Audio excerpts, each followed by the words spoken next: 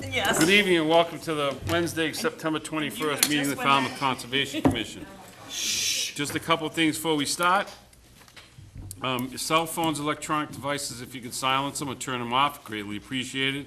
If you're here to speak on an application, and we encourage you to do so, we just ask that you take the podium, speak into the microphone. If you're going to leave the podium, take the microphone with you. We're also being recorded by FCTV, so that's important for people that are home listening to us. Okay, first up is minutes of the September 14th meeting. Has anyone read those? I have.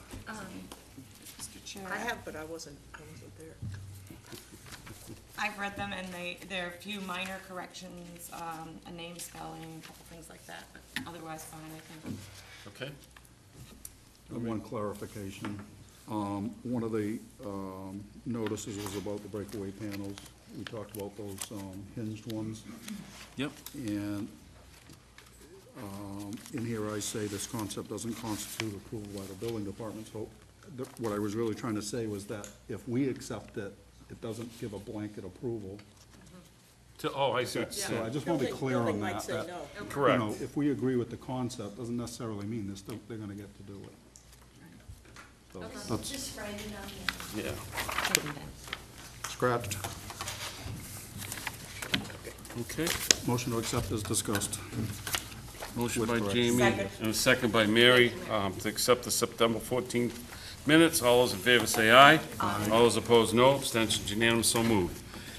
Request for continuance under a determination of applicability. George Crocker, 29 Charles River Road, Wacoit, Mass. For permission to pump, fill, and abandon the existing cesspools and install a new Title V sewage disposal system. Jen? Yes, Mr. Chairman, the applicant is requesting a continuance until October 5th. So moved. Reason? That would be both of them. I believe we're still waiting for some plans, is that correct, Mike? Yeah, I met with Mark late last week. Mark wanted to meet me on site to go over a few things, so we met on Thursday, and there's a couple revisions, and I couldn't get them to him in time because he needed more time to review No them. problem, thanks. Thanks, Mike. Okay, so we have a motion and a second. All those in favor? Second. I'm sorry. Mary second, and the motion was by Jamie. No, the motion was by me and nobody seconded it. Yeah, I don't think it. Oh, I'm sorry. No. I'm thinking of the minutes. Excuse me. Nobody seconded? I'll second. It's okay. So I'll get up to speed here in a second. Get up to speed. Yeah, I'm trying. I'm behind one. So you made the motion, correct? Yeah. Courtney second. All right. All those in favor say aye. Aye. All those opposed, no. Abstentions unanimous, so moved. The second one is also George Crocker. I'm assuming the same thing. Correct. Okay, request for continuance under notice of intent. Shelby and Janet Madari, 4 Nichols Road, Wacoit, Mass. For permission to remove the existing concrete retaining wall, replace with approximately 85 linear feet of sheet pile, bulkhead landward of the concrete wall, install insert bulkhead stairs, remove vegetation and the associated clearing, excavating, grading, and landscaping. Jen? Yes, Mr. Chairman, the applicant is requesting a continuance until October 5th, and before Mr. Byrd asks, it's because they are not on the Board of Selectmen's agenda until October 3rd. Am I correct, Mr. Porcelli? Okay. Thank you. Not a problem. So moved. Second. Motion by Betsy, second by... We just continue the same one? Yeah, but you have to. Okay. Okay. I'll do that next. Let's do this one first. Did you make the motion on this one? Okay. Courtney seconded. Second? Yeah. Okay. To continue to October 5th, all those in favor say aye. Aye. All those opposed, no. Abstentions unanimous, so moved. I got to skip back to George Crocker at 29 Charles River Road, Wacoit, Mass. For permission to install a 5-foot wide buffer strip of bayberry shrubs along the coastal bank, 3 5-foot high eastern red cedars and the associated care maintenance for survival. Jen, this was also continued, Continue correct? until October 5th. So moved. Second. Motion by Betsy, second by Courtney. All those in favor say aye. Aye. All those opposed, no. Abstentions unanimous, so moved. Wendy and Robert Bloomberg, 559 Woods Hole Road, Woods Hole, Mass. For permission to add 2 additions to the existing house, reconstruct the deck, and to install a new Title V sewage disposal system. Jen? Yes, Mr. Chairman, we are recommending a -2 into the bylaw and -3 into the state with the resource area boundaries now confirmed. So move. Second. Motion by Courtney, second by Mary. Any other comments, questions on the board? Comments, questions from the public? Hearing none, I'll call for the vote. All those in favor say aye. Aye. All those opposed, no. Abstentions unanimous, so moved. OCW Retail Falmouth LLC, 137 T-Ticket Highway, Falmouth, Mass. For permission to install 370 linear feet of sanitary sewage collection system behind the southeast corner of the Falmouth Mall and to connect to the Town of Falmouth sewer collection system. Jen? Yes, Mr. Chairman, we are recommending a -2 into the bylaw and -3 into the state with the resource area boundaries now confirmed. So move. Second. Could we have, Motion by Courtney and a second by Betsy. could we have a brief explanation as to what a sanitary sewage collection system is? Without writing a thesis, I just want to know. Is They're it a just, trench? This- yeah, they're Water just pipe. connecting to the sewer. Groundwater, or is it, I mean, sanitary sewer? Sanitary sewer. They're So one of the that's the three human properties. waste and such from inside the building. Okay, Storm is different. okay. They're one of the 3 properties, Courtney, that you did not approve under a blanket RDA to hook up to the sewer.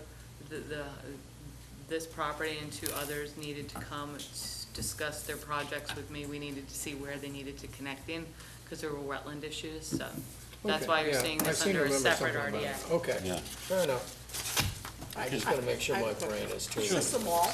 It is the mall. Okay. And just to clarify Mark's note, there was a significant violation there this morning, which we will be dealing with either next week or the week after. I think it's on the week after, the October 5th, actually. This note was observed this morning, or? You'll be seeing that on October 5th. It's not related to the snow removal No, issue from last year, is it? no, it's a whole nother issue. That's exciting. Okay, so I we don't have think motion Mark and a would second. use Any, those any other comments? Comments, questions from the public? Okay, hearing none, I'll call for the vote. All those in favor say aye. Aye. All those opposed, no. Abstentions unanimous, so moved. Next is In Between Realty Trust, care of Fred Daniels, trustee, 65 Barnett Road, Woods Hole, Mass., for permission to enclose a portion of the existing porch, renovate a portion of the garage, changing rooms and interior house into changing rooms and interior house and to plant approximately 725 square feet of beach grass along the beach, along the concrete seawall. Jen? Yes, Mr. Chairman, we are recommending a -2 into the state and the bylaw with the resource area boundaries not confirmed. So move. Second. Motion by Courtney, second by Mary. Comments or questions from the board?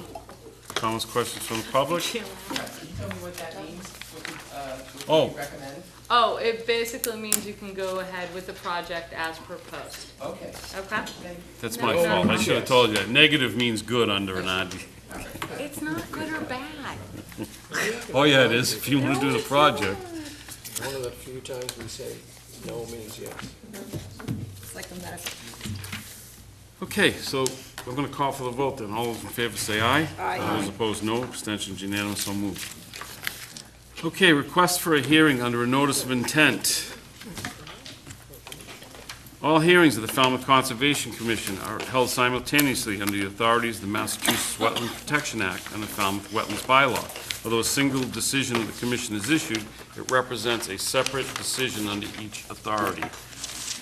And first up is Virginia Frizzoli, 385 Shorewood Drive, East Falmouth, Mass., for permission to construct an attached garage and addition, replace bricks with pervious pavers, remove all asphalt paving, and construct a new driveway with pervious driveway system, install utilities and associated clearing, excavating, grading, and landscaping.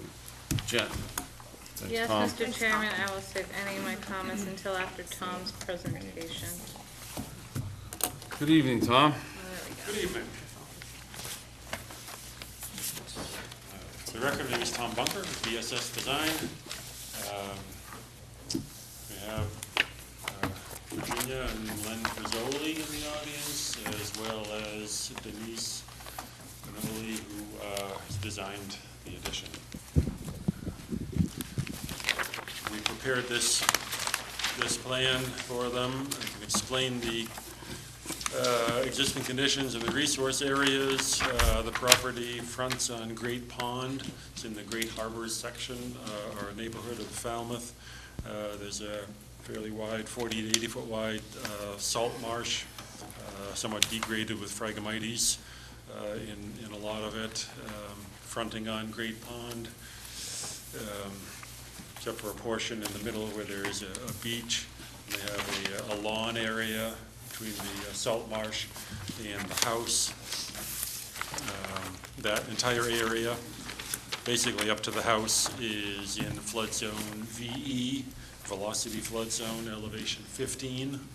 I have drawn on the plan. Landward of that flood zone is AE, elevation 12, but there's also, of course, a 25-foot wide Falmouth velocity zone landward of that, and that Falmouth wetland regulation velocity zone does encompass about 20 feet of the seaward part of the house. The house is built up on a mound, a knoll, and that face of the knoll there would be considered a coastal bank due to its slope. It's only about 3 feet high. And landward of the house, there's a circular paved driveway and a brick walk and a septic system and lawn area, and then out to Shoreward Drive. What the Frizzolis are proposing to do, colored in there in the red, is to add a one-car garage and a connecting area which has a laundry, mudroom, bathroom, a small study, a few smaller rooms. There are no additional bedrooms in this house. And so it's all landward. It's in the B zone of the coastal bank. Most of the driveway pavement, which is being removed, colored in red, green rather here, is in the B zone of the coastal bank. So the coverage numbers work like this, where there's actually 1,351 square feet of pavement being removed. The numbers, I wrote the numbers down differently up here. It comes to the same answer though. 1,351 square feet of pavement being removed, and 1,302 square feet of addition. So there's actually a net decrease of 49 square feet. What I've shown here is the red is where there's new coverage, which is outside of any existing coverage. The green is coverage being removed, and the white areas are where that's existing coverage, and it will be coverage when the project is done. So with these calculations, there's no mitigation planting required. It is in lawn area and partly in existing paved driveway,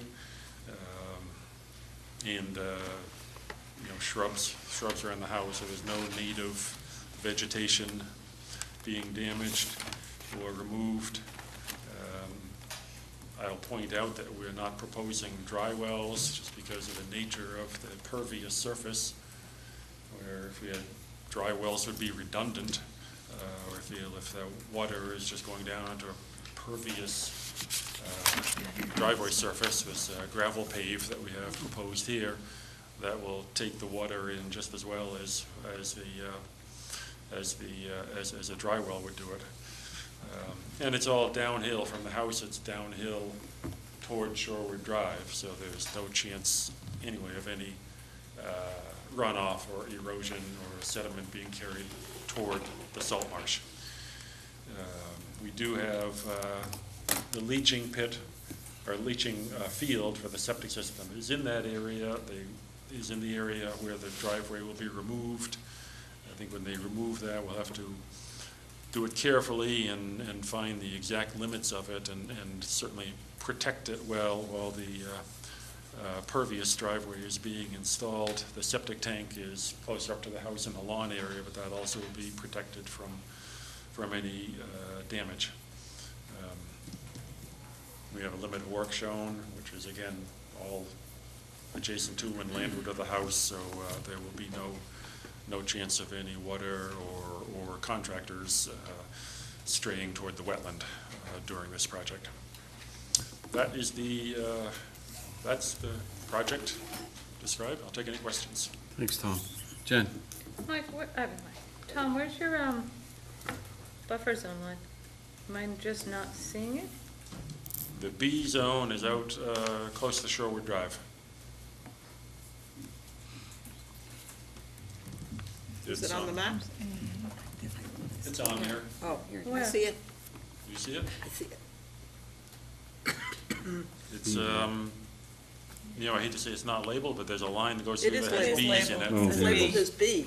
It says B along it, Right. yes. This stuff sometimes. But it's not Got labeled it. specifically as 100 feet from the coastal bank.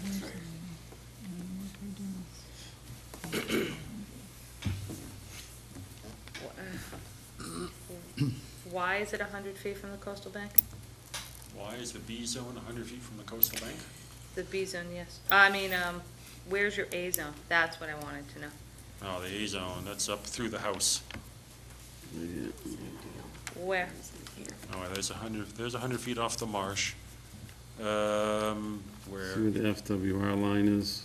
The Yeah, 25-foot line is just there above there are that. a bunch of lines on here. No, and but it's- that's my question. What width did you use? I think You're a the- coastal bank in a velocity zone, so it should have, you're a non-eroding coastal bank in a velocity zone, correct? So it should have been a 50-foot Right. buffer. You're correct. Oh, I know I am. You are. You definitely. Honestly though, Sorry. I'm looking at it, it's, No. I'm gonna need you to redo the plan, Tom. You're so close on that 50-foot mark to that. It basically goes like right where the word shrubs is. Yeah, I see. So Some- okay. I'm not thinking you're gonna have a net reduction, but you still might. Some of it will be in the A zone. Yeah, so can I you missed just that. run those calculations for me again? Yeah, yeah. And I mean, you got plenty of, you can pop some shrubs in somewhere. And I don't think it's gonna be that, I don't have any, comments about, Right. like, any problems, He needs just to show that. an improvement anyway. What was that? He needs to show an improvement to the Yeah. resources anyway, so So, I mean, I don't have You any could probably concerns with the satisfy it by project, I just need that put line in checked. a tree or two or Yeah. some shrubs. I Cody. couldn't find it when I was looking at it Yeah. before, I'm No like, questions. Kristen? No questions. That's good. Betsy? That's my only comment. You have to show some improvement. Improvement.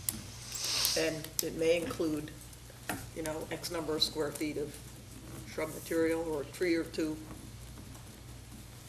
Yeah, yes. All set. Yeah. Yeah, that was my only comment also. Jamie? I'm good. Okay. So what would you like to do? I'd like to close the hearing and take it under advisement. Second. We have a motion by Betsy. don't you want them to do an improvement? I do, but Do you wanna see the Submit it. improvement? no, I want Want me to see the I improvement? want you to see the improvement. Okay. I need a new line and an improvement that's gonna satisfy myself and Mark. Mark's a tough one. I know he is. That's why I threw his name out there. Yeah, Fear. thank you. Good thing, not a problem. I'll ask her what it was. I'm sure it will We'll satisfy me. we'll see it though. anyway, so. And Russell's right down the hallway, so if you give me a problem, I'll just run down the Okay. hallway to him. Okay, so we have a motion by Betsy second. and a second by Jamie. Any other comments or questions? Comments, questions from the public? Okay. Hearing none, I'll call for the vote to close the hearing, take it under advisement. All those in favor say aye. Aye. All those opposed, no. Abstentions unanimous, so moved. Thank you. Who's voting? No, whose phone? Was it yours phone? It was, actually, it was mine, Oh, it was your vibrating. phone? Oh, okay. I'm like, everybody's like staring at me and like, like, what is that noise? Silenced it. We automatically get concerned about it. I told someone, whenever Russ gives the announcement for everyone to silence their phone. Something happens with his phone. Yeah. It is funny. But it was No, we didn't vibrant, at open least it it. was silent. Okay, Thank you. continued request for hearing under a notice of intent. Marita Tressler and John Ford, Bay Shore Drive, map 13-01-00-126, North Falmouth, Mass, for permission to construct a four-bedroom, single-family house with attached garage, deck, to install a Title V sewage disposal system, driveway, dry wells, utilities, and the associated clearing, excavating, grading, and landscaping. Jen? Yes, Mr. Chairman, I'll save any of my comments until after Mike's presentation. Good evening, Mike. Good evening, Mr. Chairman, members of the commission. My name is Michael Borselli. I represent the applicant. We're here tonight to present the plan for a proposed single-family dwelling on a property located at 126 Bay Shore Drive. 126 Bay Shore Drive is an undeveloped lot. It's heavily wooded. It has numerous wetland resources nearby to the upland, and I'd like to take you through those if I could. On the west side of the property is a salt pond that is connected by a culvert under Bay Shore Drive. So that is land under a salt pond. Adjacent to the salt pond is a band of salt marsh. And adjacent to the salt marsh is a fringe of bordering vegetated wetland. So this wetland system here has associated with it no disturbance zone A's and outer buffer zone B's. And they're depicted on the plan and they're color-coded, hopefully to make it a little clearer. I think they're color-coded on your plan. Yeah. There's a 100-foot, of course, from the salt marsh, A, so there's no B with that. There's a 75 from a A from a salt pond, so there's a 25 outer buffer. From the BVW, there's a 50-foot no disturbance A and a 50-foot outer buffer. Yeah. Over across the street, we also have a band of salt marsh and some bordering vegetated wetland. We also have a non-eroding coastal bank. Same A and B zones from the salt marsh and the BVW. The coastal bank, in this case, has a 50-foot A and a 50-foot B. They cross a portion of the lot, but are not on where we're proposing the construction. Over here, nearby, we also surveyed a small sloping landform as a coastal bank, a BVW fringe, and salt marsh, and the A and B zones associated with that are on the plan. And then finally, we have in this area, just to the east of the lot, on a lot known as Lot 66, we have a salt marsh and a BVW, and the A and B zones associated with that are shown on the plan. In addition to that, Wild Harbor River system is a riverfront area. So there's a 200-foot riverfront area consisting of a 100-foot inner and a 100-foot outer. And we show the boundary of the riverfront area on the plan as well. The proposed project is a single-family dwelling located as far away from all of the wetland resources as possible. It has a driveway connection from Bay Shore, a septic system under the driveway, and a small turnout. There's an attached garage. There's a limit of work around all of the development, and it's very specific. And it's specific because of the requirements under riverfront. In a riverfront area, you're only allowed to alter 10% of the lot area within the riverfront area, or 5,000 square feet, whichever is greater. And in this case, it's easy because the lot's just over 50,000 square feet, so 10% is 5,000. So we met with the owner and we meticulously tried to design an envelope that met that performance standard. And the limit of work is very specific, and we designed it to be 4,990 square feet. And unfortunately, it limits the area of development around the house because a significant portion of the 5,000 square feet, or in this case 4,990, is taken up by the driveway access just to get to the house site. With regard to the other wetland resources, on this side, we're not within, no work is proposed, of course, in a no disturbance zone A zone, no disturbance zone A, because it wouldn't be allowed. But on this side, or from either of these wetland resource systems, there's no work either in the A or B. There's no work within the A or B from here. On this side, there is a small amount of work in the outer buffer zone B of the salt pond, in the outer buffer zone B of the BVW. The two lines almost are coincident there. So there's a small section of basically yard that's only 10 feet to 12 feet around the house. So there's no real yard associated with this because of the riverfront rules. The riverfront regulations also require us to do an alternatives analysis, and that's outlined in the narrative. The alternatives have to be reasonable and what would be expected for the use of the land. And in this case, the use of the land would be for a single-family dwelling. There's no other real uses, marketable uses for the land. So you always have the do-nothing alternative, but in this case, that was disregarded because of financial reasons. The property has value, and the applicant and property owner has paid real estate taxes on it for a long time and have a wish to realize their investment on the land. So we disregarded the do-nothing alternative. Other alternatives include finding a better place on the lot that would get it further from a riverfront area. I think in this case, because we're surrounded, we made it in a place that got as far as possible from both sides, and it's effectively at the highest point on the land as well. So I think we did our best to find the best alternative location on the site.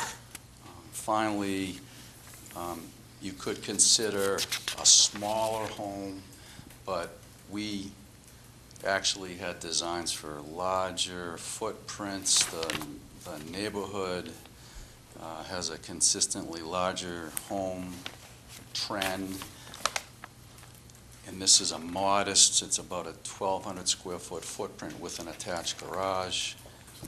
It's common to have a garage with a home, and there's an expectation for that.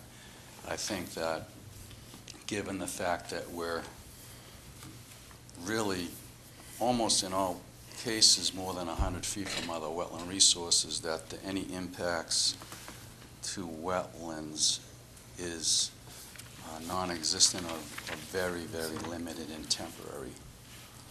We've proposed to site the septic system under the driveway so that other land didn't have to be cleared for that, which would have further limited what we could do for the 5,000 square foot of alteration. Good question. We are proposing dry wells for the roof runoff. They're shown on the plan. And there's a detail on the second sheet, the septic system detail sheet. We've been working at this for a couple of years with the owner, and I think we did the best we could to try to work with the rules that are in place, and I believe it's a very approvable project. And with that, I'm here to answer questions. Thanks, Mike. Jen? Yes, Mr. Chairman. Mark and I did work with the applicant we saw multiple designs, and we worked closely with them to get a design that would fit on this property. So I'm very familiar with this project and the renditions that it's gone through to get to this point. That said, I don't have any concerns per se with this design. I do have comments to the way it was presented. Mike, cost is not a factor. Anticipated profit for a project is not an alternative, it's not an accepted alternatives analysis. You can't use that as, a do-nothing approach and then the anticipated profits. If you look at the alternatives analysis, that's not a factor. That, and please don't use we wanted a bigger house, but we had to build a smaller house, and all the other houses in the neighborhood are bigger than this one. Because that, you need to go by the regulations, not what all the neighbors had built in the past. So I do have some concerns the way the project was presented in that form, but other than that, I don't have concerns with the project itself. Okay. So Mike, don't use that argument again, please. Thank you. Jamie? While I appreciate the limit of work being, limited, is it realistic? Well, we think it's very realistic because you have a policy that it needs to be 10 feet from the structure. We designed it for that. The driveway is at grade, so we're giving ourselves like a 3 or 4 foot shoulder edge on each side of the driveway. So it's going to be something that the site contractor and the general contractor are going to have to really be very cautious of, but it's going to be a sill fence, double row, a sill fence backed by hay bales. It's going to be, it should be maintained during construction, and it's certainly doable. It's not ideal, but given the fact that we only have a limited area we can alter, we have to do it. We have to be. Is that bendable at all? Is that hard and fast, that 10 feet?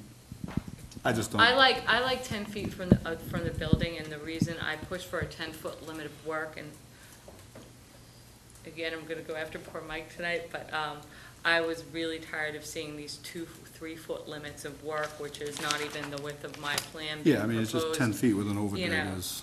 So I've actually worked with these guys over the years to get them to give me a 10-foot limit of work, so the guys on the ground can actually build the structure without tripping over the limit of work all the time. As far as the driveway is concerned, I'll leave that to you guys on whether they can construct a driveway in that, but I usually require a 10-foot on the house. Yeah, I'm not saying it should be less, With the overdig and I'm saying everything it. else. I'm not saying it should be less. You're just saying it's Yeah. gonna be I'm tight. just, it's That, even 10 feet is tight. very tight. Yeah, Well, I if you- know that. If you remember, we've talked about this on a lot of projects, and it's been policy that 10 foot is the minimum. We understand that, so we're trying to, 10 foot is the minimum from the structure for staging, digging, even workmen walking Yeah, around, giving the guys room future to work. maintenance, when someone wants to put a ladder up. The concept was, if you tried to maintain less than 10, it would eventually get cleared by the homeowner just because he would by human nature. So, I've been working with you folks for several years, and that's been a policy. But if you want to see a larger limit of work, that's this board's discretion. I have one quick question. I don't mean to cut anybody off. Mike, is there a walkway to the front door or anything like that? I don't see one on the plan. The concept would be that you just have a sidewalk right up to the front entrance right here. So you'd have a grassy strip, some foundation planting, and a little sidewalk right there, all within that 10 foot. Okay. We would rather have more than 10 feet, but if we do that, we're going to be more than 5,000 square feet of alteration. I don't know that you can approve. Well, at least you get the minimum, so. I know you're going over dig alone sometimes. And this is a tight site, there's no doubt about it. It's a tight site. Yeah, again, just from an implementation Patient. standpoint, 10 feet sounds like a lot. It's not. Right. It's, Yeah, It's not. can I know you going down the table, but Go ahead, this, I Courtney. want to chime in on this subject of limited work, and I think it's, because I agree with you. Dealing with 10 feet is tight. I've had to deal with far less, and it's a nightmare. But I'm looking at the plan here, and you look like not much more than 5 feet from the edge of your solids tank. And then on the other side, where you're excavating for your leach field, you come within 2 feet of the limit of work. And that concerns me, because you're gonna be doing a lot of earth moving in that tight area. And I guess my question to you is, have the homeowners picked a contractor? And have you, if so, have you had a conversation with the excavator who's gonna have to deal with this limit of work to find out whether he feels comfortable being able to do it? I mean, I mean, I appreciate the quandary you're in, Mike. I'm not trying to throw things at you. I'm just trying to deal with the reality of it. Because the other question that I have that follows on, I may be missing it on here, but where is the water service going in? They're going right down the I driveway? see it, it's To the right down the west. driveway, Courtney. Maybe I'm It's missing. right, It's in right fact, down it's right right on the Through the edge. reserve area, Under the pad. WS. Okay, I got it. And then, how is the house being heated? I don't know that they have gotten to the point of that detail. I would expect it would be forced hot air gas, which is the trend. Okay, Gas. so is there natural gas on the street? We haven't done any research to that level, but if it's available, we would run the gas probably right up parallel with the water service, right up under the driveway. Same with the electric. So you'd have a gang of Yeah, utilities. so, I'd like to, for one thing, why don't you assume that you're gonna run gas? I'd like to see that on the plan. Because if I were a site contractor on this one, I'd wanna know everything. I'd wanna have it all here. And I'm serious, I think you really need to talk to your excavation site guy and yeah, the site to people aren't find out doing the before we go gas. too far down the line, whether he's comfortable doing this. Well, I can speak to that. Gas is a 3-foot trench, 3-foot dig. The soil, I've done perk tests here. 3 foot? I believe it's 3-foot. 18 inch 18 minimum. inches, Oh. and 18 inches Oh, of then separation. not even So, 3 feet. the only thing, Mike, I think that's gonna end up being propane. If there's no gas, then Because we're I'm going pretty to sure either that do the natural oil. doesn't go to that section. We'll either do oil or propane. Yeah, It could very well be oil. but it could be Goes along. propane I and, don't see you a know, gas line in the road. Goes along quicker. yeah.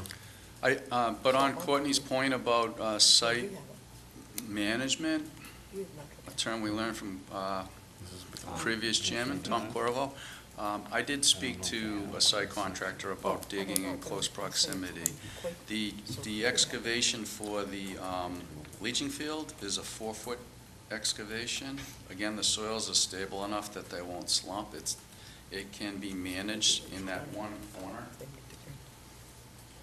And they would dig a portion of it, they put the crushed stone in and install one unit and then backfill it and then work this way and do the same. So we did think this through. Maybe if you've been to the site, this isn't a heavily understory vegetated property. It's really like a woodland with a lot of mature trees and light, some briars, but not a lot of understory.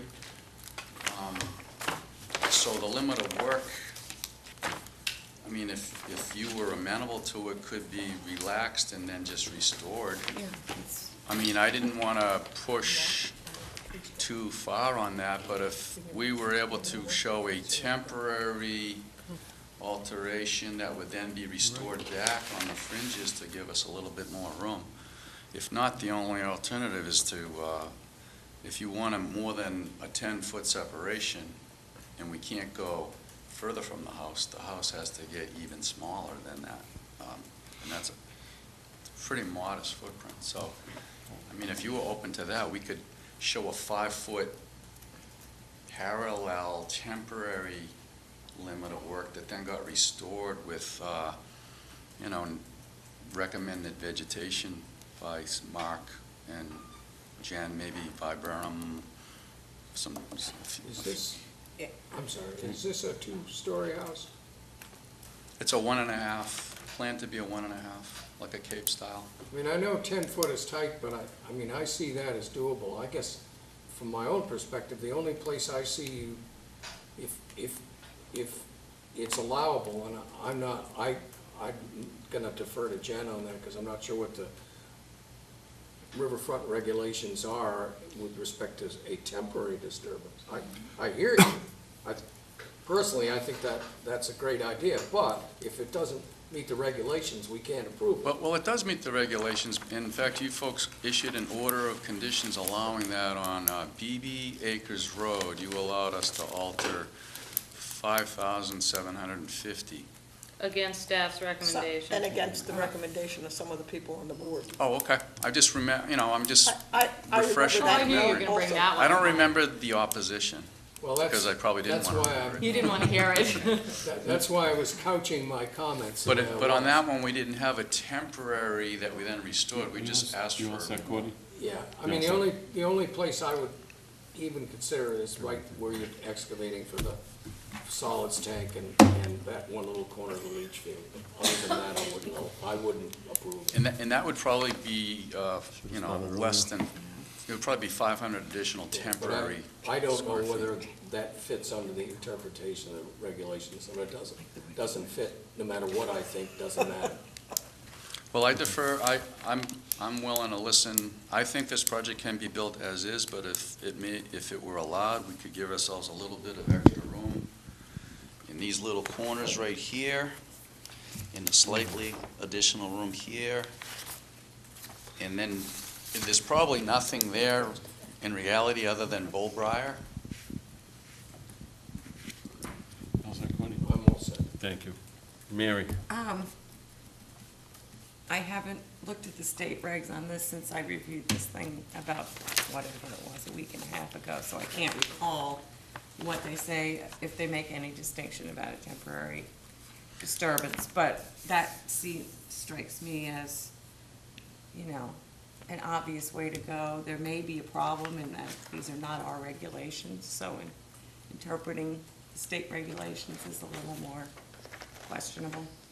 But Well, I could speak to that. They don't use the word disturbance, they use alteration. oh, well, I mean, and if you restore it, I mean, you could argue it was altered to do the restoration, but Yeah. in effect becomes back the way it was. well, to me, they're two different things.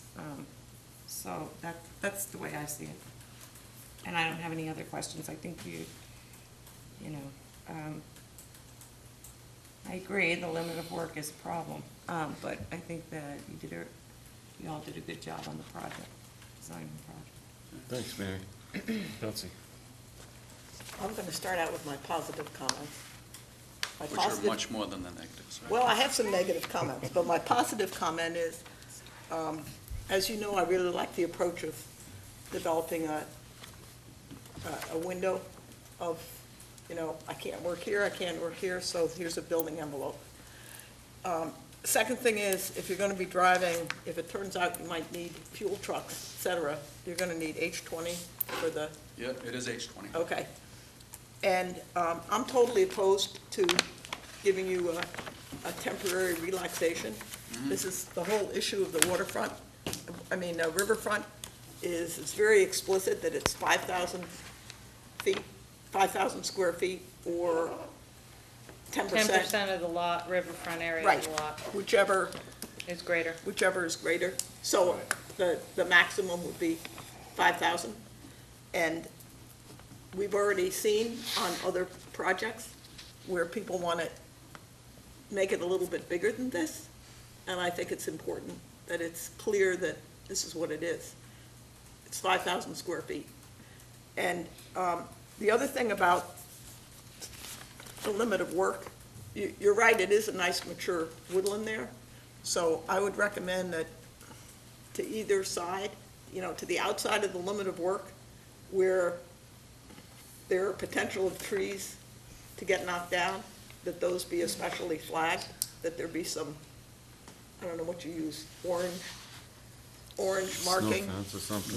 Yeah. Snow fence wrapped So that- around it? Yeah, so that it's clear that that's off limit. Mhm. That's a good point.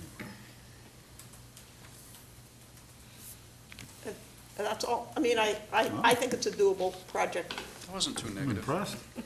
Betsy, you could do a deed restriction on the, A what? a deed restriction on the clearing, if you're concerned with it. Put a deed restriction on the lot that restricts, that says they can't clear more than 5,000 square feet of the river. Well, and that, right, Yeah. you mean as part of the order of Yes. conditions? Correct. Yeah, What's but it's a nice area. Thanks, Betsy. Kristen? And we worked hard. We saw several, Yeah, and Design. I always like this approach of a building envelope. you know. And I got a tight site, we're getting squeezed from two different sides, there's no doubt about that. At least. Yeah, it certainly is. What is the proposed drive going to be made of? I couldn't find that.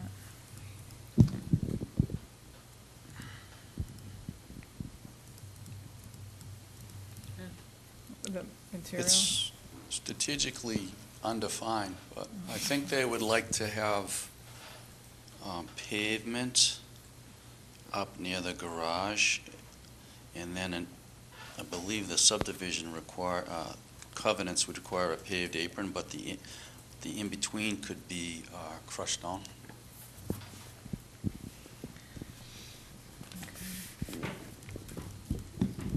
And are there trees in this area? I don't see the site, so I don't know, are there trees? Yeah, in this- there are trees in this area. The whole lot's wooded, but we're not doing any removal of trees in an A zone. But the ones that are going to be removed are not on there. Well, I could survey them, I suppose, but it's such a wooded site, it would be a lot of effort to show trees that are being removed. I would estimate there's probably 10 to 20 trees that are gonna be removed. Okay, all right. Thank you. Okay. Anything else? I have a question, Mike, since you mentioned it, the covenant of the Bay Shore. subdivision, do they specify a minimum square footage of the house? I'm unaware of anything like that. Like Wild Harbor, they have a minimum square footage of the house size? Yeah. I'm unaware of that. I'd have to look into that. Okay. Anybody need anything else?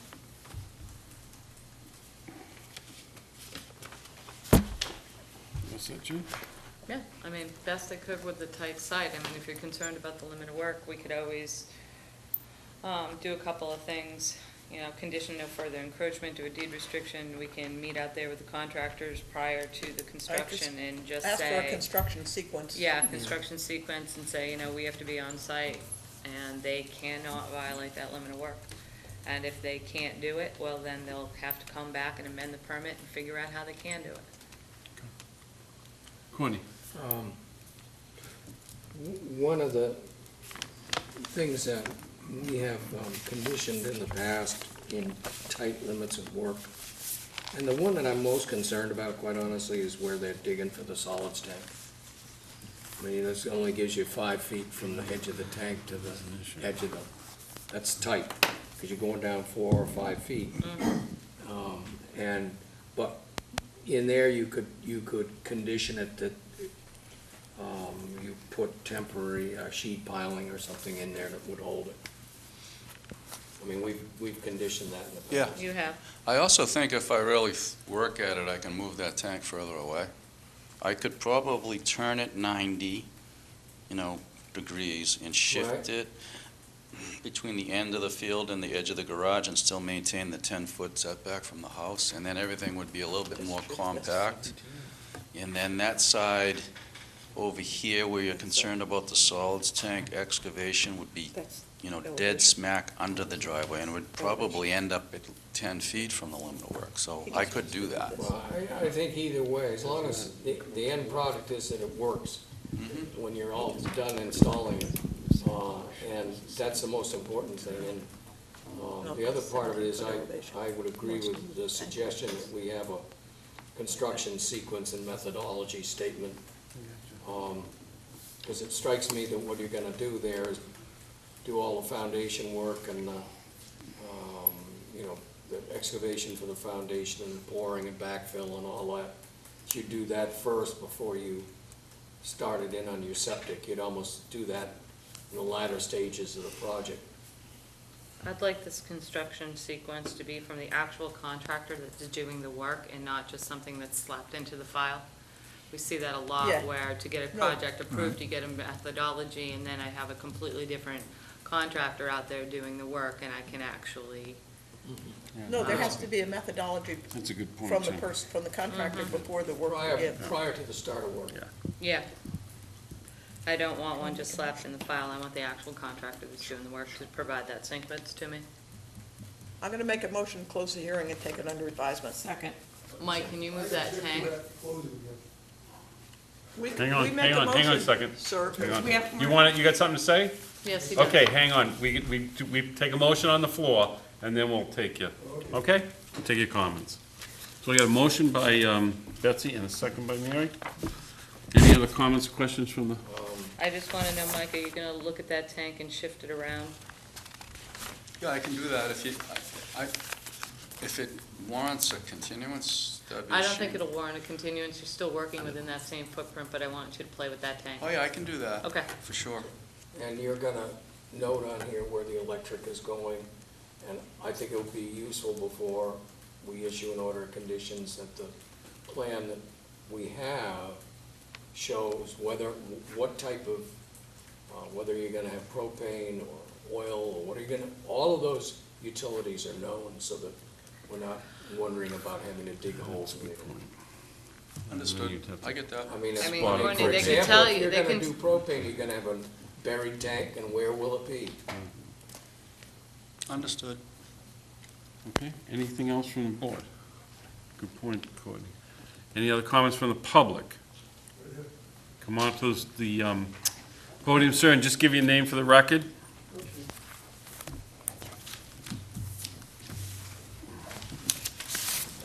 My name is Gerald Libafab, and I'm an abutter to this Lot 126 in Old Silver Beach Village. I am a year-round resident at 43 Santuit Road. And under normal circumstances, I never really would object to any kind of building being done around there. But I've lived there year-round since 1975, and I've been through several hurricanes around there. And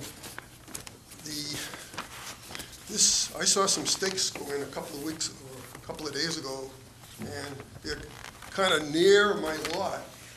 And it's an area it's wetlands, and it's flooded in the last couple of hurricanes. So I really, I know what that, I've got a picture of what that lot looks like.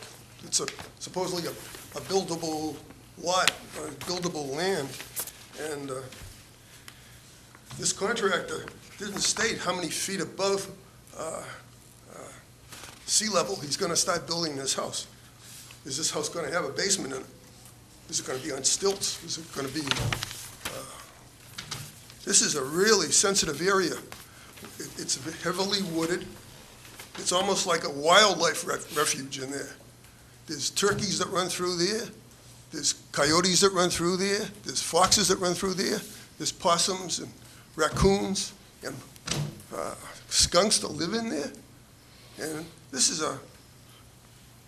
it's like over the last 25 years, there's been houses built all around the area. And these these animals have no real place to hide anymore. But I wasn't really concerned about the wildlife. I'm concerned about the actual building that house in that wetland area is really, I'm against it. And I've never objected to anything like that before. But Mr. Ford over here inherited this property in 2003. And I realize he's been paying taxes on this property since 2003. But he's a family member. And I knew Dr. Ford. I had several conversations with him over the last 50 years that my family has owned that house. And I was under the impression this was a nice big lot, a little over an acre. It's actually, I think, 1.16 acres. And it was never going to be built on. And out of the blue, this couple wants to put a house there. And I can go over wetland regulations. I almost think the buffer zone should be, instead of being 100 feet, it should be 150 feet on each side. There's bridges. I'm on the water side of the bridge on Old Silver, and I'm also on the water side of the bridge over on Bay Shores. And my neighbor next door to me was the one that first made a remark to me about 2 years ago about somebody possibly building a house behind where your house is. I said, what? They can't build in there. You guys have to investigate it. You should walk in there and see how you step down and you go down and down and down. This whole area is wetland. Even though there's a chunk of land that they claim that's buildable, I really don't think it is. My neighbor just recently put up a house across from me, and the town made him go up 14 feet over sea level just to put the house, put the basement on first 14 feet above sea level. Because in the 2 previous hurricanes, this guy lost his basement and lost his furnace a couple of times and wrecked the So it floors. still would have to be built as per the building code. And whatever the building code calls for in that case, I mean, we're Yeah. talking AE 15, Mike? So, There's a lot of problems over there, and I really think before any real final permit is issued on that property, you guys have got to investigate it. If I hadn't been living there that long, since 1975 myself, I would probably not have objected to it. My neighbor next door to me, Mrs. Rulin, she's a summer resident. I just happen to be the only year-round resident at the top of Santuit Road all the way down to the beach. A lot of the people from my neighbors are all summer residents, and occasionally they'll rent out the houses in the summertime, but I live there year-round. I see the animals, I see the water, I see the high tide come in at both those bridges. And the wave action is pretty strong around there. And in a hurricane, it floods those banks. You really can't put a house there. And I don't know what I have to do. I probably have to hire an attorney now to get involved with this. I never have, but I'm at 43 Santuit, and my lot number is right on this plan here. This lot 126 comes in at where those stakes were in the far right, the right-hand corner of my lot. And that's the area where it flooded. It's not a viable, buildable lot.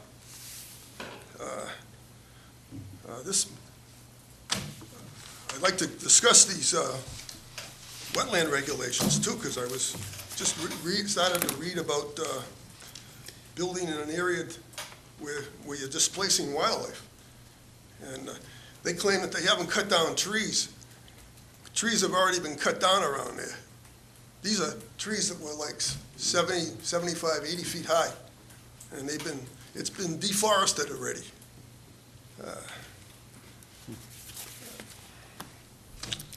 I guess if you do a walk around in there, with somebody who is knowledgeable about wetlands and buffer zones and stuff like that, you'll change your tune about giving a permit for this man. I don't even know this couple, but I've lived there year round. And I just don't believe I think before you issue that permit, you've got to do some more investigating on it. I realize Sir? all your selectmen are interested in giving the permit, but you can't do it right now. Sir? Yes. Just a couple of comments. Yes. One is, in terms of the buffers, Yeah, our regulations are based on both the State Wetlands Protection Act and the Town Wetlands Bylaw. that's right. We have a 100-foot buffer to our various wetland resources. Yeah. And even if we might like to have a bigger buffer, I'd like to have a 600-foot buffer. So would I. We can't do With the that. regulations in place at 100 feet, I understand that. Right. But I'm just saying, But the other thing is, I understand your concern, and actually, during this, I leaned over to Russ, because I didn't see it's obviously in a flood zone. yes, So, and you have it on, but I couldn't find it, but then I found it. So, we have building regulations now, Yeah. because of the new flood zone okay, regulations, that require that, and you can correct me, Mike, but I think the first floor elevation has to be a foot above base flood elevation. yeah, And in a flood zone, it has to be built so there's provision that water can go through in a flood, and so you'll see in different areas, Yeah. like there was an area on Nashawina Road where a house was raised up. I saw People that. are raised, as they can, people are raising their houses above that. they were So- ordered to by the town to do that, right? Well, No? no, if they want to rebuild, then they have to, if they want to do modifications, then they have to come up to code. Okay, And so in a case like this, yeah, it would have to conform to the building code, which means it has to be up and it has to allow water to go through in a flood. It's like vents, right? okay. And it wouldn't have can't have a basement, because water has to be able to Yeah, I go through. didn't think, I didn't know if they were gonna put a basement in there or just leave it, and, Yeah, so if you'd like to follow this project at some point. which I will. You'll be putting something to the building department, right? Yep. Eventually to the building department, and then you can see, but our order of conditions Yeah, has to do with those wetlands regulations and buffers and what, riverfront. and that's basically why I came here myself, because I was really concerned about it. And Yeah, I mean, it is a I agree with you, it's a beautiful area. there's only one house before this potential new house that was built on the other side of the bridge, almost behind, let me see if I can spot it.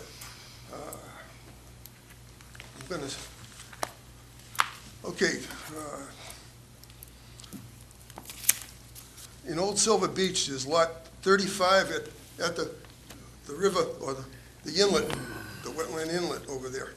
That goes through Old Silver and goes through Bay Shores and goes through Wild Harbor. But lot 29, 23, and there's a house before it, is where, actually, lot 23 in Old Silver and the lot before it is where this other house was built. Yeah. And it was tastefully done. It's been there probably 25 or 30 years, and I don't think anybody ever objected to it. Where I am, down there, further on down, I've got a lot that starts up like this, and it goes down like this. And where they want to put this house is at the lowest point of my lot. And during that last Hurricane Bob, you should have saw half the lot was flooded. The small little lot that was attached to my main lot here. Again, we're getting into the wanna building get code into regulations that. on that. Okay, But, you know, I'd really appreciate it if you could put your concerns in writing and send them in to us. I will. And then we would have them for our, when we, deliberations on this. Yeah. You know? I'm sure no one ever objected to this couple from doing it. They live in a beautiful area. Bay Shores is really nice Yes. over in there. It's Very a highly familiar with wooded area, very private. Unfortunately, like in the summertime, it's a tough area traffic-wise because of the public section of Old Silver for residents and the Yep. non-public residents in public Old Silver. It gets impossible in June, July, and August. But Mr. Chairman, Yes. just for clarification, You Yes. cannot accept public comment once the hearing is closed. Well, that's why I See, asked that's him to put why it in I- writing to give That's him. why I want to put something in there Yeah. before this. But you have a motion on the Right, table. we have a motion to close the hearing. hearing. Well, Well, we've heard his comments. Yeah, we have. I'll submit a letter Taking it down. stating what I feel about it, and Okay. you'll take it from there. Okay, That's fine, sir. But I, We're gonna be considering this next week? Yeah, Or but is just, there not just a be meeting? aware that, Deliberating. that it has to go, you would know, that be next week, Jen? this is one stage, Next week or the week and then it after. goes to the building stage, and it has to meet those building flood requirements. okay, I hope that Well, it does, the contractor meets building, those requirements. yeah, well, the It- building department They won't. won't, they will not They- issue a building they permit won't unless issue he a meets building the permit. requirements. All right, because it's a real highly sensitive area. Okay, Um, thank you very much, sir. Thank you. We Right, suggest that you get your letter in the next, few days, Next by few early days. next week, because we may consider an order of conditions next Wednesday. Okay. I'll get a letter to you. Thank you. I'll hand deliver it, as a matter of fact. I know, we can't take any comment after we close the hearing, so, That's right. yeah. We haven't So- closed it yet. But like Jen said, that she's got it all down, so. Anything So else, you Mike? send it to the conservation office. It's just a point of Okay. order. Thank you. This hearing was continued. There's been a lot of time to submit written comment, and the gentleman waited till the night of the hearing. He could have submitted something well in advance. We're about to close the hearing, so Okay. any written documents. We are, Mike. Yeah, don't, all right? Okay, so we have a motion to close the hearing by Betsy and a second by Mary, is that correct? I'm gonna call for the vote to close the hearing. No other public comment? Okay. Yeah, call for the vote. All those in favor of closing the hearing, say aye. Aye. All those opposed, no. Abstentions, unanimous, so moved. Thank you. Thank you, Mike. Thank you, sir. Okay, the next one is continued already. That's 4 Nichols Road, Wacoit. David and Loretta Garrison, 1 Southview Way, East Falmouth, Mass, for permission to install a timber stairway with sonotubes over the top of the escarpment. Close off an existing path leading to the pond with plantings, improve access over the existing path with access stairs with sonotubes or steps, and management of invasive plants and existing mitigation plantings and the associated clearing, excavating, grading, and landscaping. John? Yes, Mr. Chairman, I'll save any of my comments until after the presentation. Can I ask a question Sure. to you? Does this have a DEP number? Mike, do you have a DEP number for this one yet, please? I thought you did, but It wasn't there. Yes.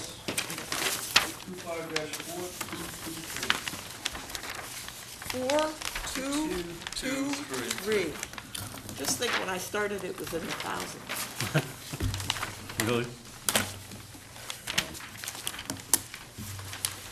Really? Evening, Mike. Mr. Chairman, good evening, and members of the commission. My name is Michael Borselli from Falmouth Engineering, and I represent the applicant. I represent the applicant along with Teresa Sprague from Blue Flax Design. Teresa's going to make a presentation about the land management. I'm here to talk mainly about the site in general and some access improvements. The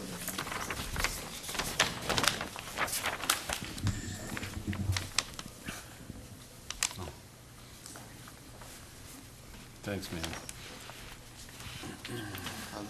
The property is at number 1 Southview Way. It's on the corner of Southview and Luciano Patello Way. It has frontage on Flax Pond. There's an existing single-family dwelling and driveway. Typical landscaping. There's a slope down to the pond that has a meandering path through it.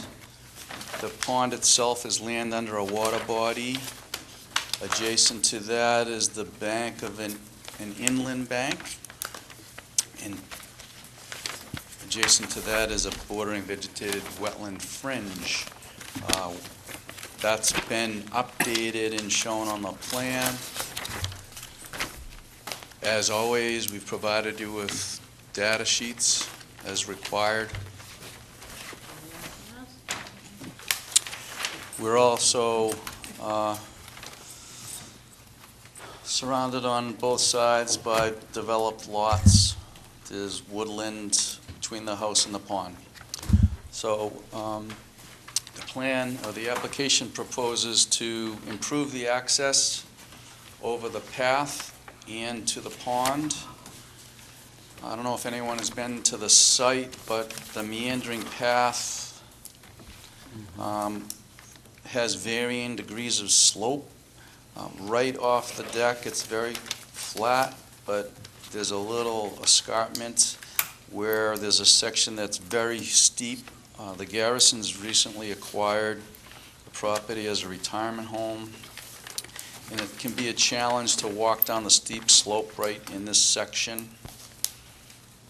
It's a little bit eroding because of its steepness and foot traffic on it. So we were hoping we could ease the slope or improve the access so that it's not so difficult or slippery. And we had two alternatives. We have the alternative section is what we'd really like to do. One concept was, and we showed them both on the plan, so we could get some feedback. There's actually 3 different sections, but I'll get to this one in a minute. This section here contemplated a timber landing, some steps to an intermediate landing, and then some more steps so that you actually were bridging the steep part of the slope and trying to work with the slope with an elevated timber stairway and a railing system. It seems to be a lot of unnecessary expense.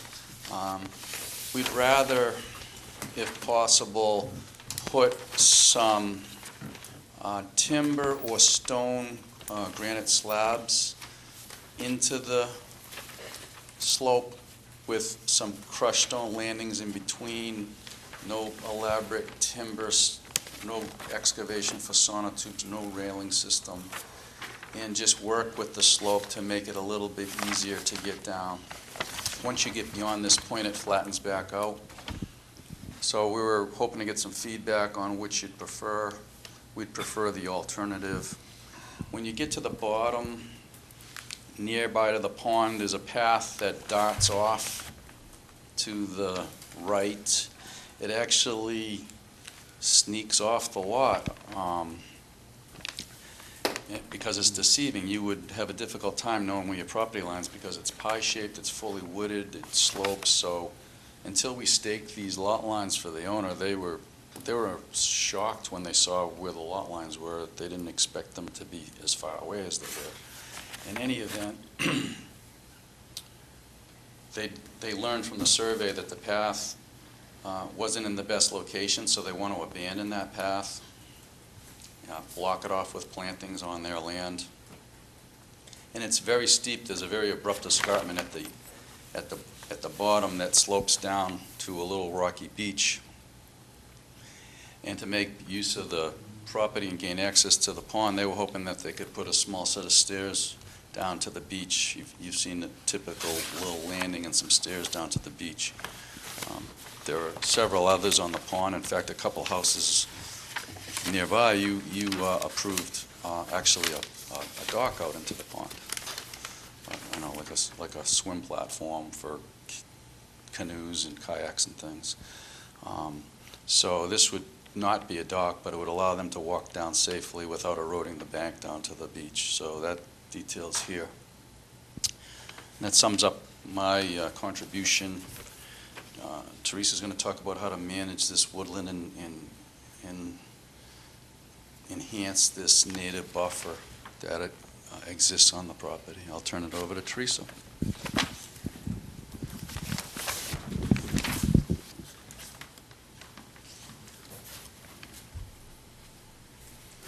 Good evening, everyone. Teresa Sprague, Blue Flax Design.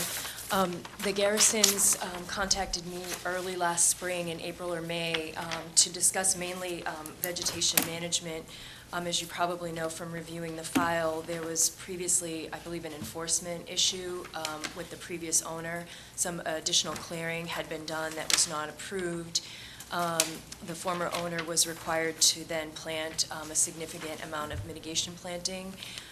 prior to the property changing hands, which was completed. It's shown in this area in green on the plan, the mitigation planting area.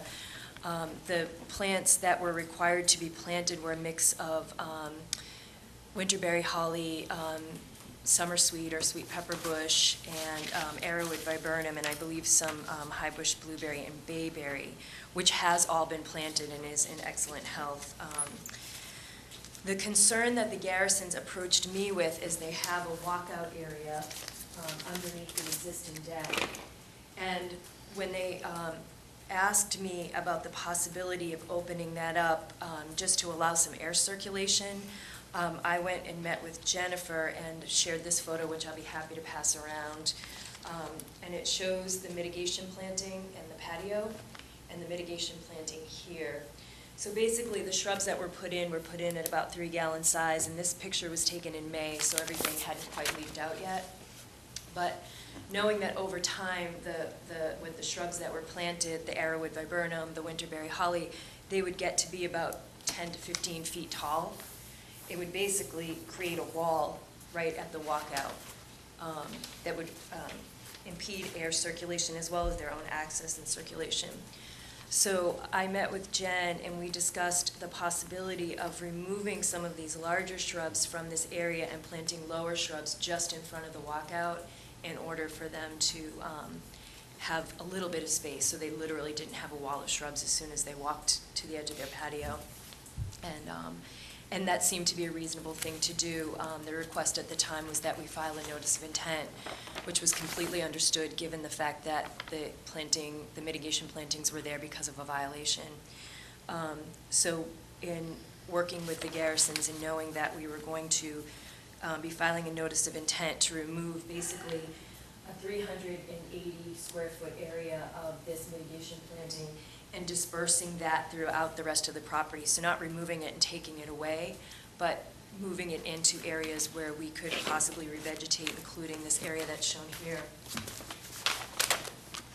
Where there's a significant amount of greenbrier that we'd like to thin out and then replace the greenbrier that we're thinning with some of the shrubs that we're removing from this area and replant that with 96 low bush blueberry plants at 2 foot on center spacing.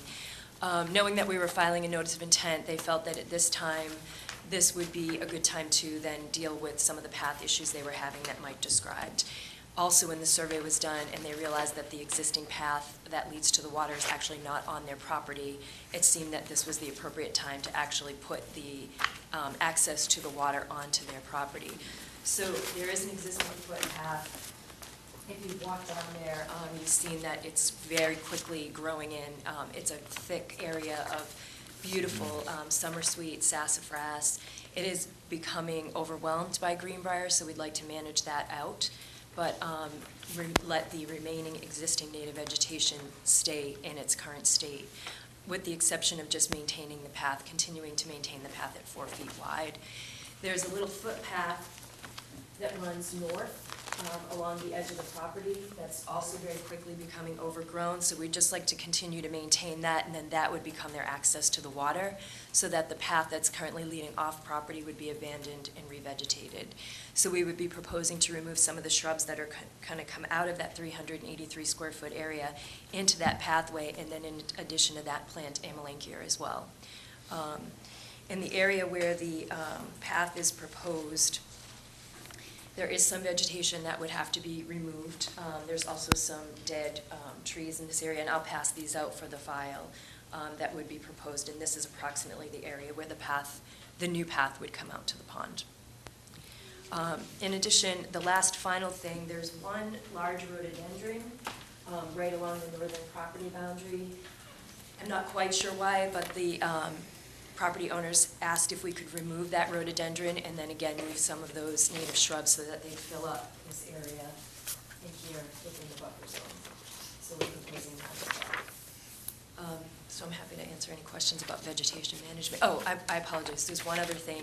They would like to they have put on the plan of record a 25-foot wide vista corridor. Again, you can see that they have actually you know, lovely views, and they're very happy with those windows. They'd just like to be able to maintain that and do some minor pruning in order to maintain the existing views that they have. No additional large cutting, just some thinning of saplings, a little bit of branch pruning. They like the privacy that they have with the canopy on this lot, which is really beautiful. Cool. They just want to maintain their windows. Courtney?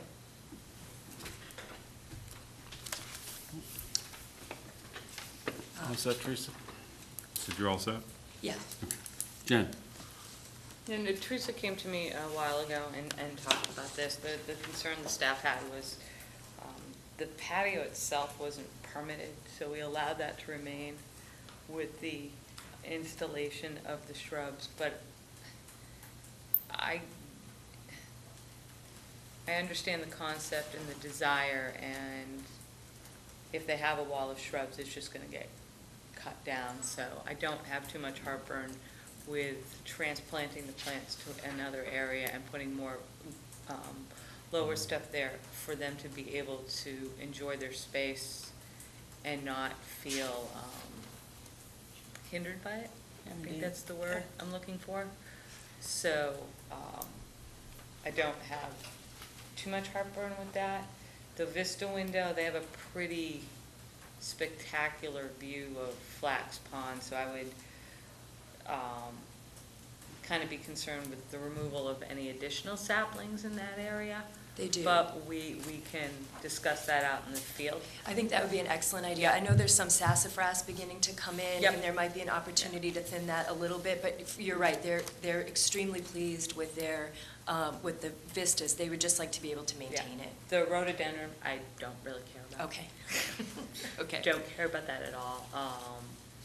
And as far as the access stairs on Mike, I'm gonna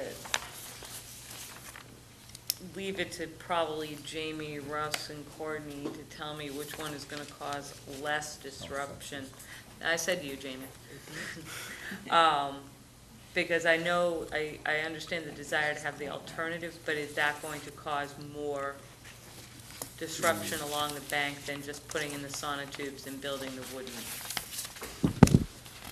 And are they proposing, they're proposing timber on stone, okay. Yeah, it's only up here. It's only in that area?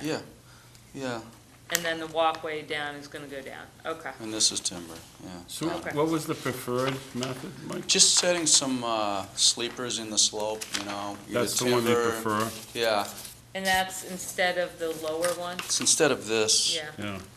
So I would But think we still that'd be need more this intrusion on that. here. We can't do that style here. That's just wouldn't work. Yeah, so it's too steep. Right.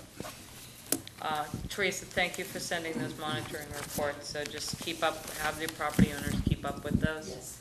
And that is important, because there was a set of ongoing conditions with this property, like 9 items long, and one of them is the monitoring reports. And they did submit one. I didn't see them at first, but then Teresa sent me the copy from when they were in May. Yeah. So. And that's it. Thanks, Jim. Not a problem. Betsy? It's a nice project. Mary? I didn't hear a I three. agree, two little things. Natural heritage, do we have any approval letter or anything? So we It's can't close it. outstanding, so I counted the days. I looked at we sent it to them the day we filed, August 25th, by certified mail. I have the green card back. They received it on the 29th. I don't know why it took 4 days, but it did. But even from the August 25th, they have 30 days if you count forward, we're not there yet. So technically, they still have more time to comment, so we don't have it. all right, and then let me just, You can't close it. I got 2 I know they're sets gonna to say it's not each a of the take, but I plans, can't get into the sub- practice with of closing. submission dates stamped on them that were about 3 weeks apart. Were there any changes? I couldn't see it. BVW, it was the BVW line. Okay. The BVW line, Mike assumed, because the certificate of compliance was just issued, that it was a valid line, and it wasn't. The original line was done in '98, so Teresa went out and redid the line, submitted the data sheets, and, did I get the data sheets on this one? I did, right? Yes, okay. I And know- I so know that's better the than that. only change, Mary, Okay, was I know an now better than updated that. wetland line. okay, and then the only other thing, Next time I'm gonna make you stand up here. I'm not gonna call you. Well, I'll never do it again. So it worked. the only other thing is on the Form 3, in the Section C under other standards, questions 3, 4, and 5 haven't been answered. On the notice? Yeah. On the, you know. On the standard form? The Form 3. Yeah, so the ACEC question, outstanding resource, water, We blah, all know. blah. Right, but You want me to submit a, I don't need to see it. I don't know Okay, that we need to yes. see it, I'm just telling you. yeah. We checked off the one for endangered species, and then we met the others, of course, should have been checked now. Yeah, Not in I the don't, ACEC. I don't know. You could put a stamp in. If we didn't check yes, it means no. Nothing, no response means No no, response means no. but, yeah, Anyway, that's all, thank you. Thanks, I think Mary. it is a nice project. thank you. No Jamie. response does not mean. Is there compliance issued for this recently? What was that? Is there a certificate of compliance? Yes, there is. The project, that's why all the plantings were done. The plantings were done, I believe, in October to address the order that was issued in '98. The current property owner, correct me if I'm wrong, acquired the property in April, submitted the monitoring requirements on May, and then Teresa hasn't submitted the September ones because we're in September, so. Teresa, as soon as you get the new plantings in, I would, if you're gonna do that by the end of October, are you planning to do it by the end of it? Then do the whole photo array and submit a monitoring report at that time, and then we can just base next year off of that. Okay? They must have taken care of them because the plants were good. Lower The stairs, plants look beautiful out saw there, they two really by do. hand. Post holes, yeah. And my only comment, I like the alternate section as opposed to the I do too. timber stairs. Yeah. Good. It's a lot more invasive to be digging all out. I think in the long run, it's less invasive and All right, good. kind of clean Yeah, it'll look nice. Looks nice. for what it's worth. Yeah. Thank you. All right, thank you, Jamie. Kristen?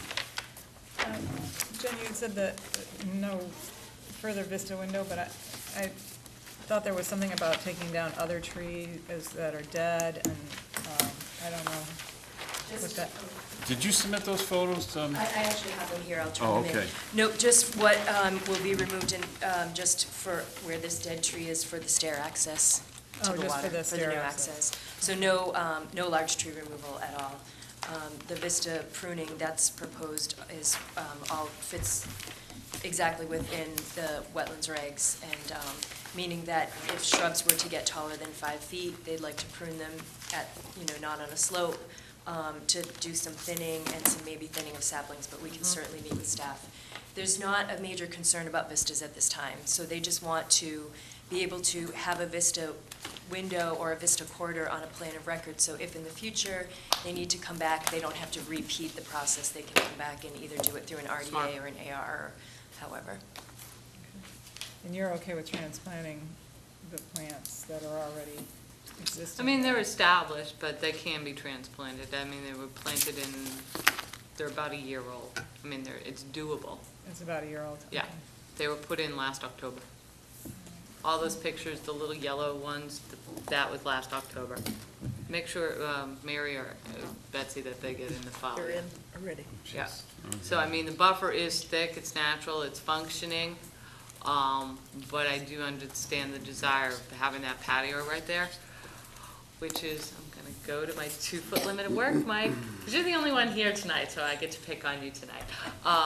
When you do Lucky guy. permit patios in the future, guys, think about, if there's a limit of work, because what happens is you have these patios that are constructed with these walls of vegetation, and then people want to come in and cut that vegetation down. So just a word of warning for the board, for Mr. Porcelli over there, to think about these things when you come in. So I don't have to keep reminding everybody. But can I just bring up, do you remember when somebody came and asked if they could move their vista window? Because the plantings, you and I went out to that site. Oh, yeah. Was it Oyster Pond? but I mean, it was like a 25-foot wall Yeah, I know, of ugly vegetation. yeah. So Oh, I get let's it, give a yeah. little more thought before we, Oh, yeah, that's what I'm have saying, people is plant you stuff. have to, and that's what this one is now we have to take out the buffer that was installed and put in lower stuff, which I understand, because will get fairly tall, and, Yeah, yeah. yeah, we'll agree. And you want somebody to enjoy their property, so they don't feel the need to cut something Right. down, so, I get that. You all set, Kristen? Yeah, okay. Courtney? I got so excited about this plan, I started asking questions about it last week. Yes, you did. And thank you for the TV audience out there. Somebody commented to me the next day, boy, Jen is really mad at you. She's tough. I said, no, she's not. She's really good. Anyway, as far as the alternate design of the steps, aesthetically, I like that as I well. like it better, And yeah.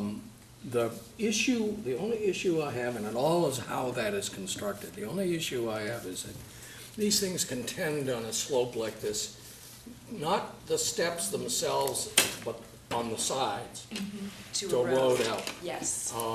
And that can easily be dealt with by putting, for lack of a better word, skirts on the side. You know, in other words, you could use concrete block, whatever, that go between where the steps are, because basically this is cut and fill Yeah. all the way down. Yeah. So you draw a line on your grade, and you have a skirt that comes up to grade, then you plant up to the top of that skirt, and you're not gonna get any erosion on the sides. Yes. If you can do that, I think then it's a nice, clean look, and it certainly looks aesthetically better than the stairs. So that would, I know we're not supposed to design your projects, but I can't resist it. Yeah, I do Courtney too. just did. Yeah. I sorry, I'm being I like mean that to you, too, yeah. because I have experienced a lot of erosion on the edge of these in-ground timbers, which have sort of made me fall out of love with them because of the erosion right on the edges. And oftentimes, we'll also blanket these with erosion control blanket and then plant right up to the edge of the steps, which is what we would do. Yeah, but usually what happens is you'll have where you've got the flat areas, Yep, you know, basically you're cutting a little bit, right, and then it comes out of the ground, and, you know, it's Yep. wonderful, it follows the slope. But the problem is on the sides, you've got this slot, and Yes. that's where the water tears Yep. out the stuff. So I would like to see you do the skirt. It adds a little bit to the cost, yep, but in the long run, it's much more stable yep. all the way around. Because the water will run down the middle of that, and if you've designed it right, that's fine. Okay, great, thank you. so we need a continuance? What's that? So, Mike, I guess you're gonna ask for continuance? I guess we need to ask for one for the, no, MISA Yeah. letter. But So the only Mike, when's your 30 days up? thing- It'll be up prior to the 5th. Prior to the 5th? Yeah, it'll be up, I don't know that it's for next week. Can you just bump it along in case I happen to get it for next week? We're Yeah, not I mean, gonna we can do talk. that. Is it possible to just, Yeah, at the request of the applicant, I Yeah, if it's only the move MISA that we letter. continue this until the 28th. 28th. because that would save us, if we happen to get it, it saves us Yeah. a week because they're trying to get the Yeah. plants in. Yep, Yeah, no That'll, problem. that'll give you time to kind of flesh out that alternate design a little bit to show skirts. And take the other typical design off Oh, yeah, your okay. plan, please, So I- with the new revision date. I Just learned ask why for you some couldn't drive in from John Parker Road. I said, Those why is big it going boulders. dot, dot, dot, I can walk and not drive, that's a road there. Nope. Okay, we don't have a got a motion by Betsy, and I need a second. Second by Mary. Any other comments or questions from the board? Comments, questions from the public? Hearing none, I'll call for the vote. All those in favor say aye. Aye. All those opposed, no. Abstentions unanimous, so moved. Continued to the 28th. All right, thank you very much. Thanks, Mike. Thanks, Teresa. That's a beautiful site out there. It is.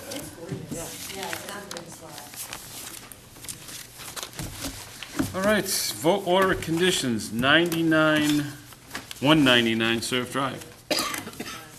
Mary, Russ, Jamie, Kristen, Courtney.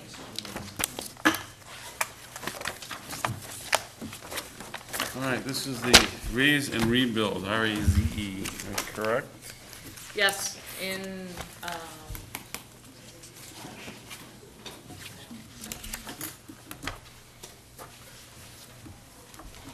know Attorney Flower wanted to be here for the vote. Breakaway. Hopefully he's watching it on TV. Are you leaving us, Betsy? No, No. Oh, got okay. elections. So this is basically the raise and rebuild on the end of Surf Drive. They did alter the design and provided new,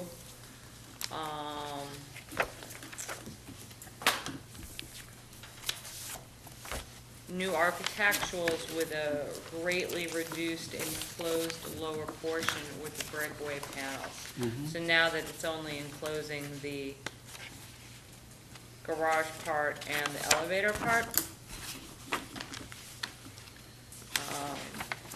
So that reduced a fairly large amount of the previously enclosed space with the breakaway panels. You all know your staff's opinion on breakaway panels, so I'm not gonna get into it again. And I think part of the discussion on your first hearing was just the amount of literally square footage that's being increased. Because you're taking the existing structure, which is like 1,400, and I could have these numbers wrong, so 1,400, and then putting 1,400 as your first floor, and then a second floor with another 1,400, and I think that was the concern. But they did address the storage area underneath. They did address and move the mitigation or the restoration, the mitigation plantings, so they're all completely in Zone B to comply with your regulations, and they did put a note on the plan that they are switching it to a drought-tolerant fescues and not the Falmouth-friendly line. I think that is a recap of the hearings. Thanks, Jen. No problem. Cool. I have two issues, and the first one we talked about in the hearing, and that was the breakaway panels. And I know that, we talked about designs with hinges and engineered this and that, and a lot of that's gonna be a building department thing as to whether or not they allow it. And I understand why people wanna put panels up, because from an aesthetic standpoint, it's more attractive to look at a house looks like it goes all the way to the ground than sitting up on stilts. But the reality, on the other hand, is that with development in velocity zones, and flood zones, structures have to be elevated, and now you're dealing with an aesthetic issue. I personally, if you go right around the street, right down the street and around the corner and up Walker Street, there's a house being built right there with sort of open slats. And it gives you that aesthetic look where, in other words, the structure appears more, it kind of hides the thing up on stilts, it masks a little bit. But yet, it fulfills the function of allowing water to go through unfettered. And that's not what we're seeing here. So, I'm inclined to, it's unfortunate that this didn't come up in the hearing. I mean, it's being brought up now, and so I'm not sure. Well, I did mention No, that to it him to wasn't take a look brought up at in it. the hearing. I mean, it was brought up in the hearing that we talked about the panels, or whether we liked them or not. Yeah, and you also talked about Walker Street Yeah. because recommended they go Longfellow look at actually them. came back and said, or maybe he told me downstairs, that he brought the client to the house on Walker Street to show him what it looked like. So they were well aware of the Yeah. I mean, Walker Street I would design prefer for me. to see It something- wasn't just brought I up would tonight. prefer to see something like that than breakaway panels, which, again, come into the whole question of flotsam and jetsam and whatever else that floats around in a hurricane. And this kind of deals with the aesthetic issue, and it also has our concerns. The other issue that I have, which really I'm not sure is a conservation issue, it's one that the town needs to address, but it troubles me, and it comes up repeatedly, that we end up with a property owner extending their property improvements out into the public right-of-way. Maybe It this was isn't. permitted, Cory. No, I understand you wouldn't Yeah. do that now, but I wouldn't dwell on that because that was actually permitted. Yeah. he No, had the- I understand it was permitted previously, and it's just, and, yeah, we're not gonna dwell on, but I think somewhere along the line, we need to address that. Because as far as I'm concerned, when we have an opportunity to, and To this is more correct an it. editorial comment, Yeah. when we have an opportunity to get people to move things back onto their own property, we should take that opportunity. I know it was permitted, but was it permitted by the town, or was it permitted under an order of conditions? I think it was By the town. Yeah. permitted by the town. I mean, if the, Engineering if the, Because we asked about if our that. esteemed Board of Selectmen voted to allow that structure in a public way, then as far as I'm concerned, I'm fine with it. But I really have, this is all over town that this occurs. And it causes us a problem because we're trying to write orders and conditions on property when in fact we can't legally write an order of conditions binding the town on their property. I mean, that's the dilemma we're faced with. That's an editorial comment, and it's as much directed at our audience right now as it is to this commission. Yeah. Thank you, Father. Our esteemed audience.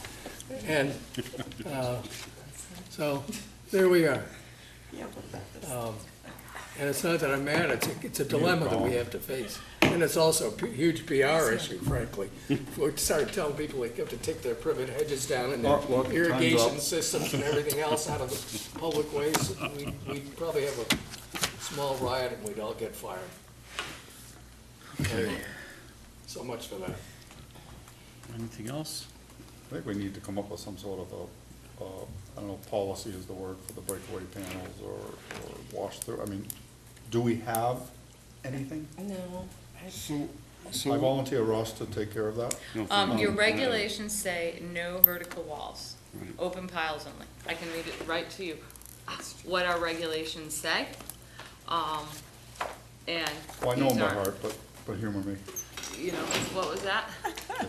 He knows I it said I by know it heart, by heart, but but humor he me. knows that I don't know that line, so.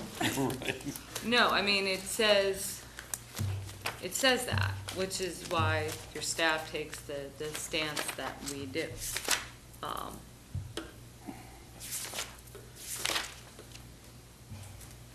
Following activities proposed in velocity zones of land subject to coastal storm flow, which shall be presumed to have a significant and cumulative adverse effect on protected resource area values. Construction of new structures, including buildings, sheds, garages, and additions, and substantial improvements to existing structures, reconstruction of any structure which has sustained substantial damage, new parallel shield walls or vertical walls for existing structures. Wait a minute, it's velocity zones.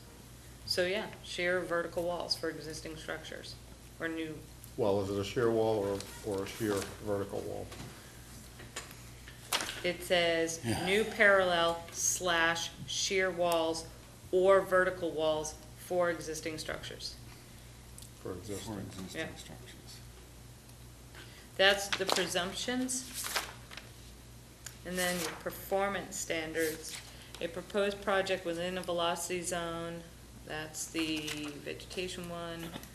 A proposed project within a velocity zone shall not destroy or otherwise impair the function or any portion of said landform and/or shall not have an adverse effect on adjacent wetland resource areas. Activities and their ancillary uses in velocity zones which result in the alterations to vegetative cover, interruptions in the supply of sediment to other wetlands, and/or changes to the form or volume of a dune or beach will have an adverse effect on said landform's ability to provide storm damage prevention and flood control, and therefore are prohibited.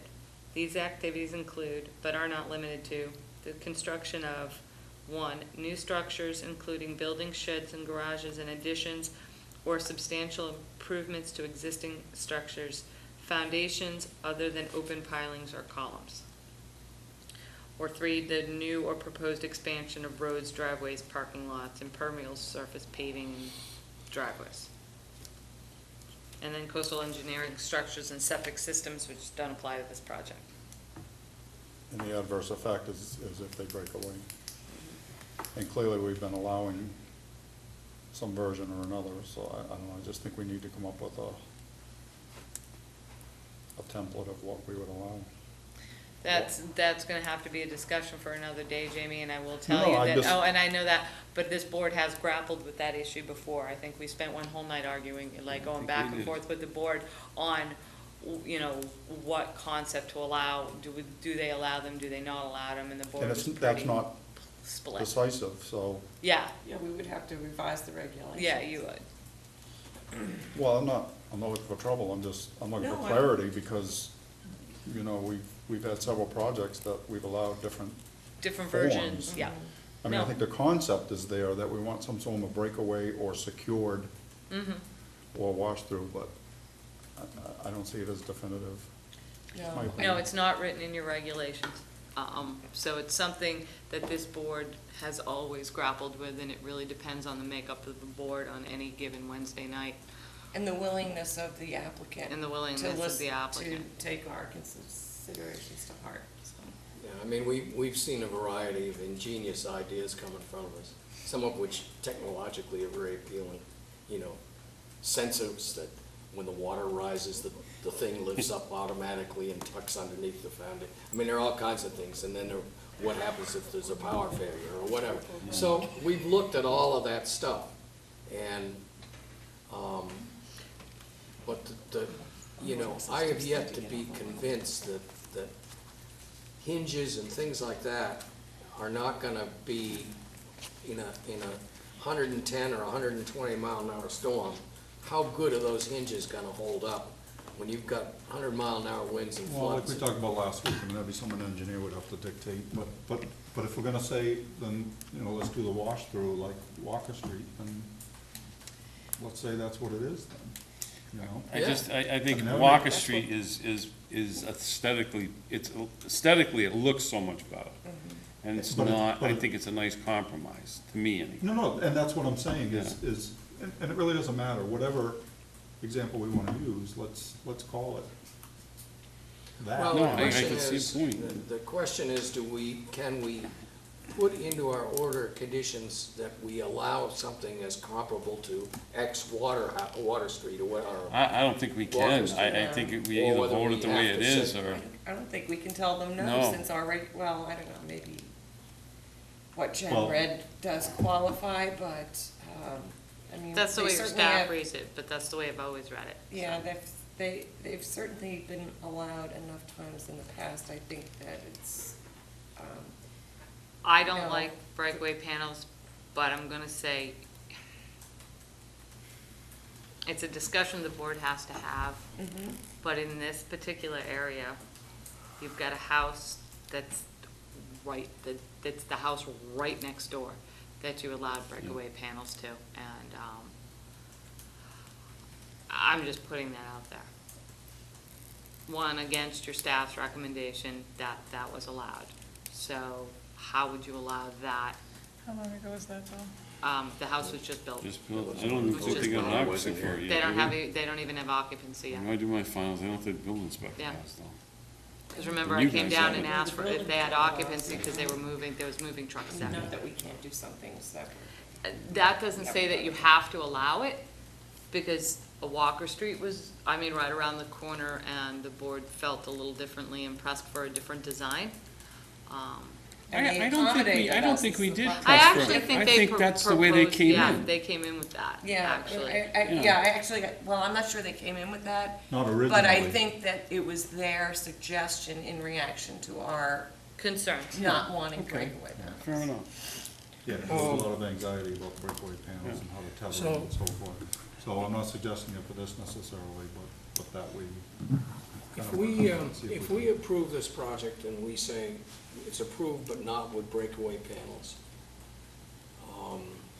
the implication would be to them, whether we say so in writing or whatever, come back to us with a design that you think we can approve.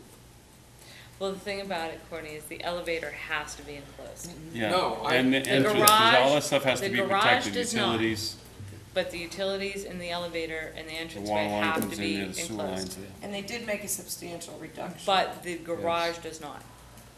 So, No, I absolutely understand that. yeah.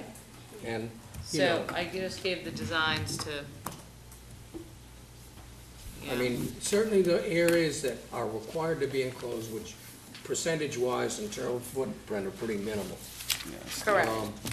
I understand that, that's the way the world works, but we've got the rest of it that's open, that, Well, the rest of it is just the garage. And that's just the breakaway panel issue. On the garage. Yeah, so, I mean, if you wanted to do it and minimize it, just say that the breakaway panels can only be in the elevator and the entranceway and utilities, and that the garage cannot be enclosed. Well, You could makes do sense, that. because if there's anything behind the breakaway panel in the garage, It's not gonna work. it's not. the gonna work. elevator and that In stuff my isn't mind. even breakaway panel, is it? No, No, that solid- would that have has to to be be, solid that's a construction. Russ and Jamie question, not a Jen That's question. fixed, Yeah. that can't be, Correct. that I can't be think what we're breakaway talking about is panel. for the, The garage part. Garage, and that's basically what's happened here, I think, because he cut it down to just the garage, I believe, didn't he? Now, does the stairway have to be enclosed or not? Yes. I can't remember. It does? stairway, elevator, utilities. Yeah. So just do the stairway, elevator, and utilities if you're grappling with it. Well, now, wouldn't you put the utilities up above the floodplain anyway? What would you? Yeah, I think they have Yeah, the but- stairway. So, Well, your so, water service and the sewer comes in. yeah, so you have a column, you have a enclosed thing that, so 1 foot by 1 foot or something like that, that goes up to where they come up. Yeah, absolutely. Yeah, it's gotta be heated though, and you gotta make sure you protect the water service coming in, so they generally build that stairway, encase it, utilities are in there, and then they heat that, just Yeah. like it's a part of the house, so. That's, Right, right. yeah. it, No, that's all right. I don't have a problem. So for the breakaway panels for the remainder That's up is to the you. issue. Yeah. Yeah. Or is it washed through? I don't understand how it would wash through if you have a car behind it, if it's in the garage. I know what you're saying. That's always been my concern. I mean, you park a car and then there's a hurricane and the thing doesn't break away. Right, well, with the flow through, it's it's a fixed structure. With a big opening in It becomes it. a fixed structure, because there's something behind it. I'm sorry, I mean, that's you a said pretty- you want a fixed structure. No, it becomes one if there's something behind it. Oh, I mean, that's a yes. very Yeah, exposed yeah, swing. area there. I mean, there's no question about it. I mean, half of those houses ended up on the other Very side of exposed. Salt Pond. You know, that one didn't, but, you know, It's already in. I would be inclined to vote against the panels, and if they feel like they want to come back to us with an amended permit with a different design, then they can do that. Okay. Well, we've gotta put a positive motion forward, right? All right, I'll move to, we have a positive motion, but we're approving everything except. You've the done that panels. before. Huh? You've done that before. Okay, You've so approved I'll the make a project with motion the that we. condition that the breakaway panels, not be allowed in the garage area, and that you can only approve them in the stairway, elevator, and, No, those aren't breakaway panels. well, yeah, okay, so no breakaway panels. No breakaway panels. Okay. Yeah, you've So done that I'll make a before. motion that we approve the project as discussed and according to the plans presented, except for the installation of breakaway panels in the areas shown on the plan. Leave it at that. That have to be redesigned or just not at all? No. Not at all, and if they want to redesign them, they can come back under an amended. Okay, I'll second that. Yeah.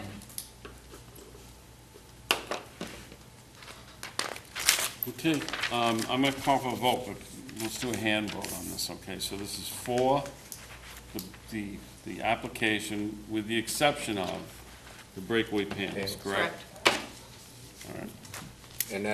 And just to be sure, be clear, the elevator, stairway, and utilities area. That's clear, isn't- Courtney. They are not breakaway Okay, panels, okay. and we're approving that because that's required. Yep. The rest of it, okay.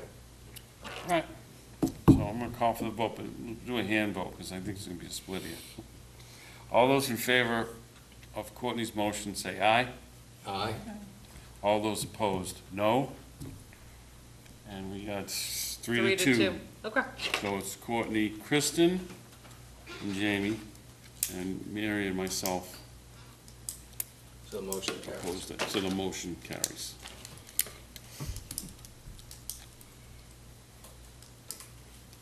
I mean, we're encouraging them, I think, even though it's not, we can't say so, we're encouraging them to come back with an alternative design as an amended order. You all That's set, fine. Susan? Okay, cool. All right, next up is elections. So what I'm gonna do is call for nominations for chairman. I nominate Russ. Second. Thank you, thank you. All those in favor say aye. Aye. All those opposed, no. Abstentions. You got that, Susan? I, vice chair, and I would like to nominate Mary. I second. Any other discussion? Mary for vice chair? All those in favor say aye. Aye. All those opposed, no. Abstentions, unanimous, so moved. Congratulations. And to you too. Thank you all. Now, I'm looking for one big motion. Move to adjourn. Move to adjourn. Oh, no. We're not going to adjourn, are we? I was hoping we'd stay for another You hour. were just starting to have fun, right? So, we have a motion by Mary and a second by, I guess that was a second from, I didn't know, all the others seconded. okay. I didn't. All those in favor say aye. Aye. All those opposed, no. Abstentions, unanimous, so moved. We are